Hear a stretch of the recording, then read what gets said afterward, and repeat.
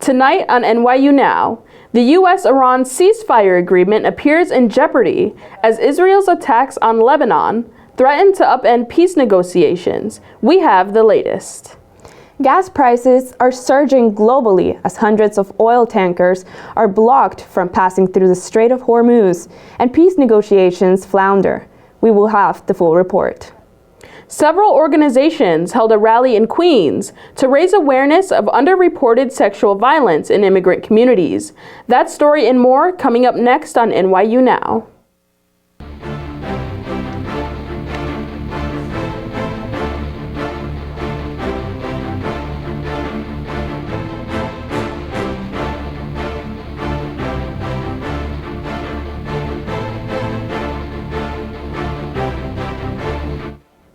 Good evening and welcome to NYU Now. I'm Autumn Vasquez. And I'm Adriana Santa. Here are our top stories. Congress fails attempt to limit Donald Trump's ability to conduct war in Iran after the president's threat to annihilate all of the Iranian civilization. Luis Elena Gutierrez has the report. Today, House Democrats failed to pass a resolution to bring an end to Donald Trump's war on Iran. This resolution came after the president threatened to annihilate the Iranian civilization in its entirety if the government did not open the Strait of Hormuz Tuesday night. This was used as direct evidence of intent to violate international law and commit war crimes. Democrats and certain Republicans shared shock and dismay over Trump's post on Truth Social about the country with more than 90 million people. He said, "A whole civilization will die tonight, never to be brought back again." Former Republican Congresswoman Marjorie Taylor Greene explained why she no longer supports President Donald Trump. Once he became president, he changed his policies. What we campaigned on was no more foreign wars. And President Trump said he was going to be the peace president. Well, he's gone from being the peace president to the war president. She explained why the 25th Amendment should be enacted due to the president's inability to hold executive powers. It's absolute madness. How can any person that is mentally stable call for an entire civilization of people to be murdered, to be wiped out, to never come back again? As the House and Senate lawmakers are in a 2-week spring recess, Democrats returned to Washington during a routine pro forma session to try to pass a resolution by unanimous consent, but were interrupted by the Republican lawmaker presiding over the session, bringing it to an end. Pursuant to Clause 13 of Rule 1, the House stays adjourned until 2:30 p.m. on Monday, April 13th, 2026. Democrats will launch a more serious attempt to rein in Trump next week. For NYU Now, this is Luis Elena Gutierrez.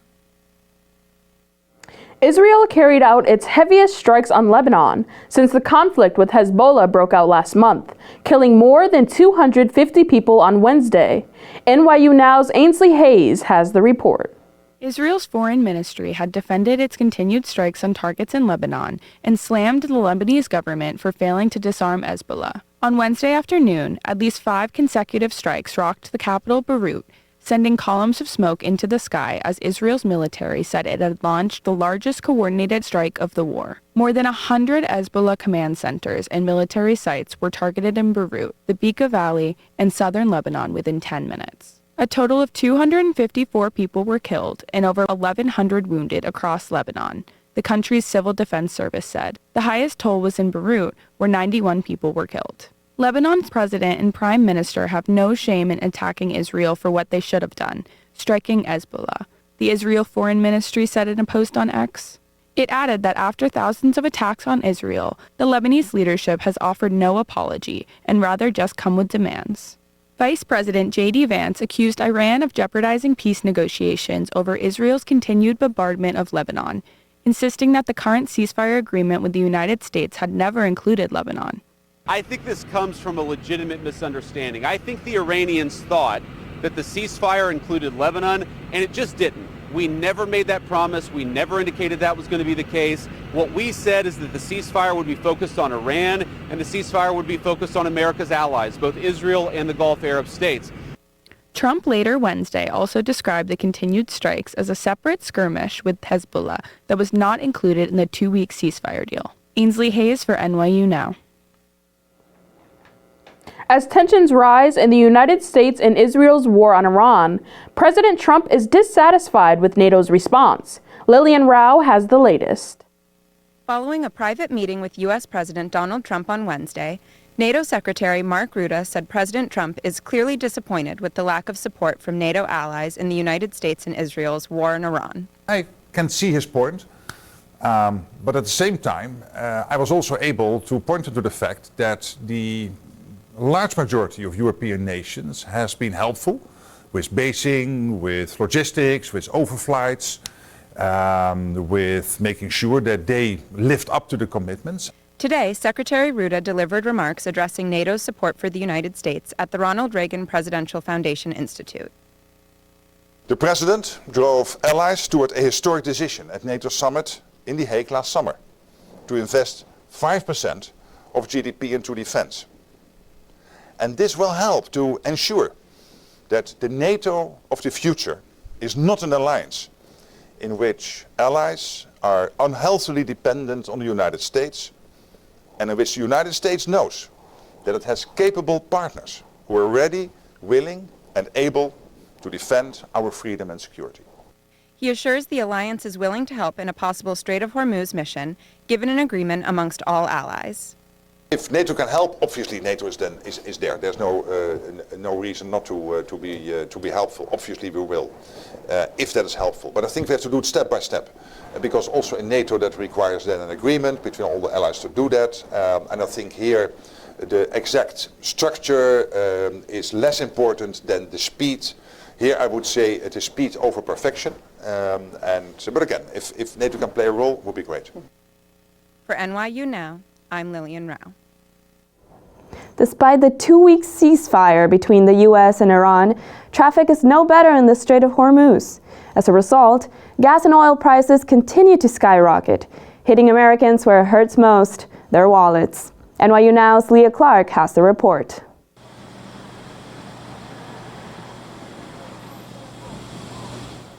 Gas and oil prices are still increasing as President Trump's 2-week ceasefire fails to open the Strait of Hormuz. Thursday morning, crude oil prices are up to almost $100 a barrel.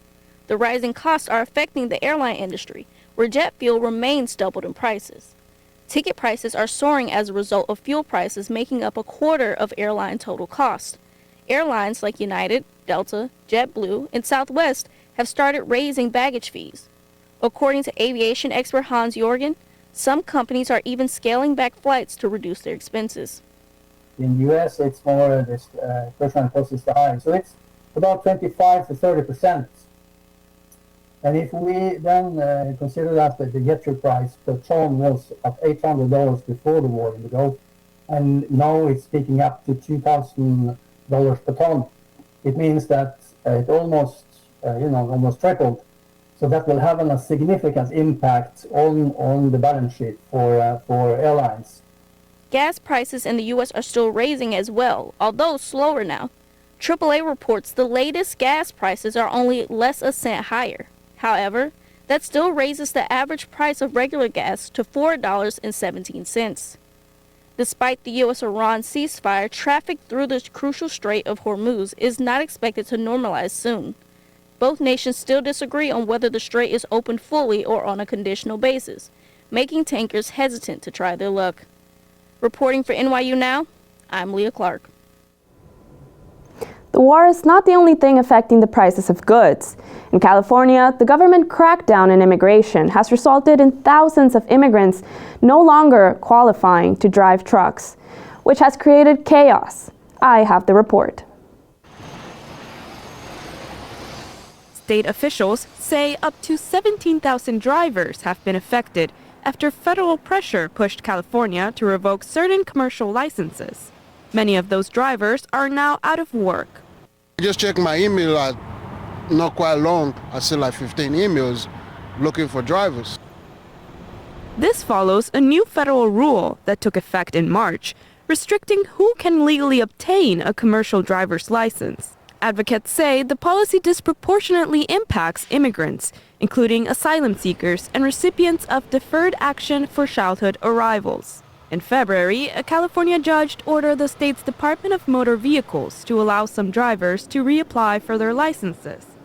But so far, California has not reissued a single one. State officials say they risk losing millions in federal transportation funding if they don't comply with the new rules. Multiple lawsuits are still working their way through the courts. Experts warn the loss of drivers could disrupt supply chains and increase shipping costs across the state as the legal battle continues. Meanwhile, many are still out of work and unable to support their families. It's Sexual Assault Awareness Month, and advocates have gathered in Queens to speak against barriers forcing survivors into silence. Ella Jane Simmons and Alilia Narkbayeva have the story. Earlier today, the Korean American Family Service Center gathered in Queens to advocate for and represent immigrants who have undergone sexual assault or domestic abuse. And I really want to thank the young people who have come out today, like you said, during your spring break, to talk about breaking the silence, ending violence, and that really does start at the earliest ages. It starts in high school, it starts in middle school. So my name is Gia Fisher, Executive Director of the Korean American Family Service Center. Today is very, very important because April is the Sexual Assault Awareness Month, and as an organization that supports immigrant survivors of gender-based violence, we want to give them the platform to elevate their voices. But recently we're also seeing that immigration is something that's also stopping them from reaching out to the law enforcement. Sexual assault affects people of all ages, backgrounds, and communities. Yet too many. The AFSC has been serving victims for 35 years. Language and cultural barriers are just two of the many obstacles victims face when trying to report their crimes. AFSC helps survivors cooperate with law enforcement, with 100% of their employees being bilingual, making just one step of the painful process a little easier. Immigrant survivors, particularly whose primary language isn't English, I want them to contact organizations like KFSC who understands the language and the cultural barriers for these survivors, because we specifically support immigrant survivors of gender-based violence, and we could refer them to the language that they speak. So please remember our hotline is 24/7, 718-460-3800. If you're the victim or if you know the victim who would like to consult, please call us. It's confidential and free. This is Ella Jane Simmons and Alilia Narkbayeva with NYU Now. Right outside our newsroom, our BFA neighbors are putting on a show. NYU's Bachelor's of Fine Arts students are preparing to host their 2026 thesis show. One student in particular, Shireen Kim, displayed part of her thesis 2 days prior to the event. She hoped to draw more attention to her fellow artists and the fine arts program. Her thesis project, entitled Yon, reflects permanence and impermanence, allowing people to write whatever they were feeling and burning those notes in her sculpture. If you want to see her piece in person, Kim and 3 other BFA students are showcasing more of their work this evening from 5 p.m. to 9 p.m. at Third North Studios Barney Building on 34th Stuyvesant Street. This has been Colin Royal reporting for NYU Now. Coming up after the break, we will have the latest on the Artemis mission to the moon and back, and on New York's amazing weather forecast. In the meantime, let's hear from reporter Miranda Garcia Santos live from the Caribbean Students Association soiree. Stay. Go. Good evening. We are here on the 4th floor of the Kimmel Center for the annual Sunset Soiree of the Caribbean Student Association. Tonight is a night of wearing your best outfits, having food, chatting with people, and taking part in the pageant. We are here with an ambassador for the club. Hi, my name is Sophia Bell, and I'm an ambassador for the Caribbean Student Association. And tell us, what is going on in this event? Yes, so the Sunset Soiree is basically like just us celebrating our Caribbean heritage, as this is kind of like a predominantly white institution. I feel like us kind of celebrating our heritage, celebrating where we come from, our like identity is really important to us, and that's kind of like the main focus of this pageant. And how long have you been preparing for this event? Well, I'm an ambassador, so I kind of like just joined the crew like a couple months ago, but they've been preparing this for months. Like, it's a wonderful event. And I think previously it was a concert, but I think they switched it to a pageant around this year. And I just feel like it's really nice, really commemorates, the Caribbean identity. And I love it. Yeah. Has having this club made a difference in your time at NYU? It really has, yes, because I feel like beforehand, I didn't really know, I'm Jamaican and Barbadian, so I feel like before then, I didn't really know anyone that kind of just shared like my similar heritage. And I do really feel like that joining this club has really made me connect with, like other people of color at this institution. So, yeah. That's amazing. Thank you so much for your insights. Yes, thank you so much. This is Miranda Garcia Santos for NYU Now.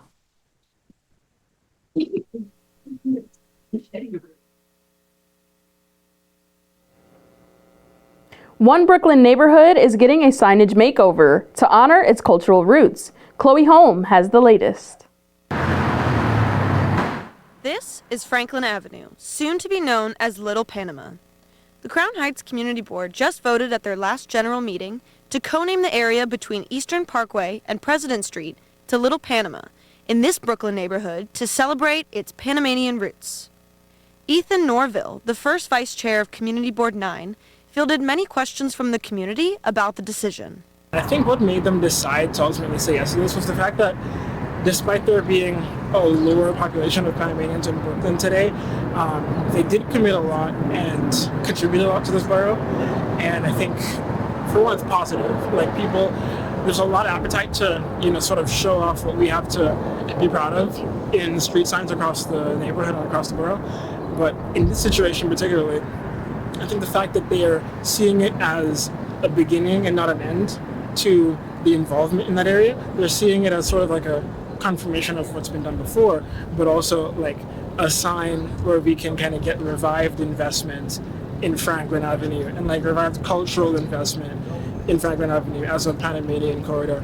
According to U.S. immigration statistics, Panamanian immigration to New York City boomed in the 1940s and 50s, and Brooklyn became a highly sought-after area for Afro-Caribbean Panamanians. Many Panamanians from the Panama Canal Zone were enticed by the large Black and Caribbean migrant community and culture present in Brooklyn and quickly decided it as their new home. While many Panamanians have since left the area, according to the U.S. Census, there are about 30,000 Panamanians in New York City today, with many still living in Brooklyn. Despite the decreased population, the annual Panamanian Parade held in Crown Heights every year welcomes Panamanian visitors and almost doubles the population for the resplendent cultural event featuring vibrant dancing, music, and traditional food. Still, despite the exciting recognition for Panama, when considering the co-naming change, some community members had concerns. Basically, a lot of the concerns revolved around if people hear Little Panama or like know about it and they come here and they end up wondering where are the Panamanians, like what, it would be odd to have a neighborhood or a street corridor named after that when, there's a questionable presence, or like if the parade happens, what happens after that? But the community is determined to keep Panamanian culture well and alive through unique fusions of culture, like this modern Mexican restaurant with a Panamanian twist. They added jerk chicken and pork options to share unique Panamanian cuisine. On Franklin Avenue, the Little Panama signs are set to go here, on President Street, Union Street, and Eastern Parkway, and are set to go up in the next year.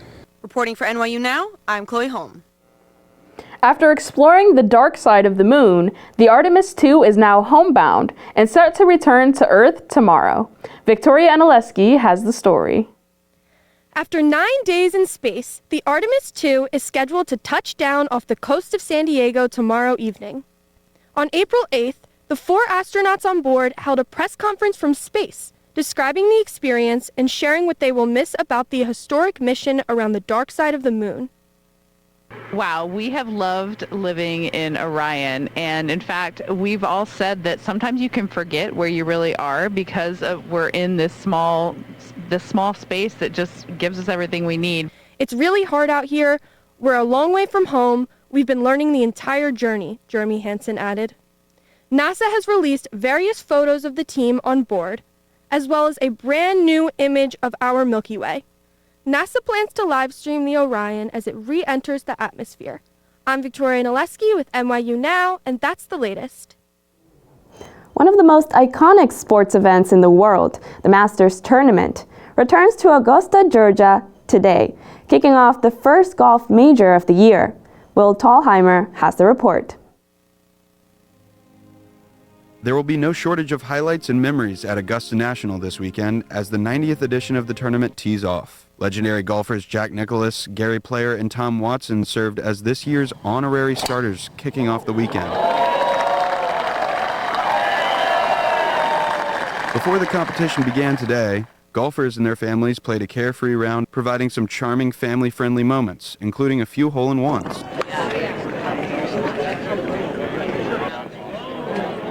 Oh, that's beautiful. Go in! Oh, that's big time. But the focus is still on the green jacket.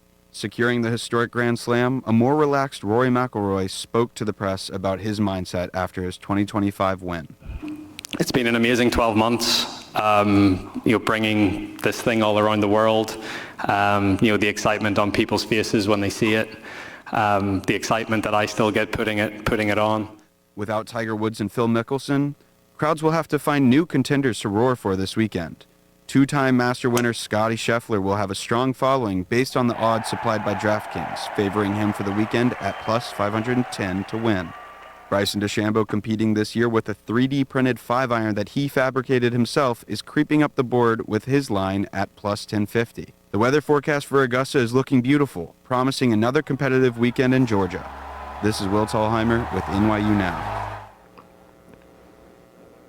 Is this spring, or is just spring flirting with us? New York City has been on a bit of a seasonal identity crisis lately.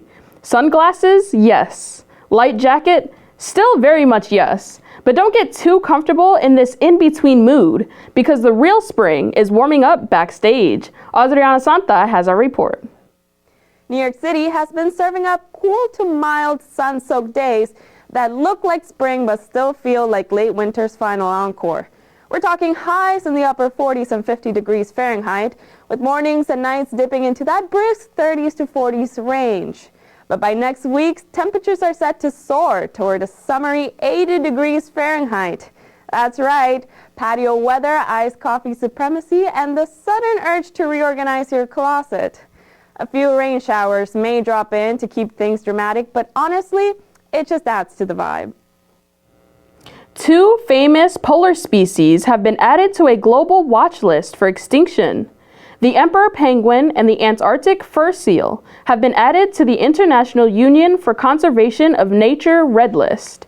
Researchers say these animals are facing growing threats from climate change, including melting sea ice, warming ocean temperatures, and declining food supplies. The Red List differs from the protections under the U.S. Endangered Species Act, but it serves as a key indicator for global extinction risk. Scientists say reducing greenhouse gas emissions is critical and urgent to help to protect these species. A new study has linked diet to the risk of Alzheimer's and other dementias. Sarah Gassel has the report. Turns out, eating our fruits and vegetables is even more important than we previously thought. Researchers at the University of Hawaii have found that a plant-rich diet may lower the risk of Alzheimer's and other dementias. The study analyzed the diets of over 93,000 participants between the ages of 45 and 75.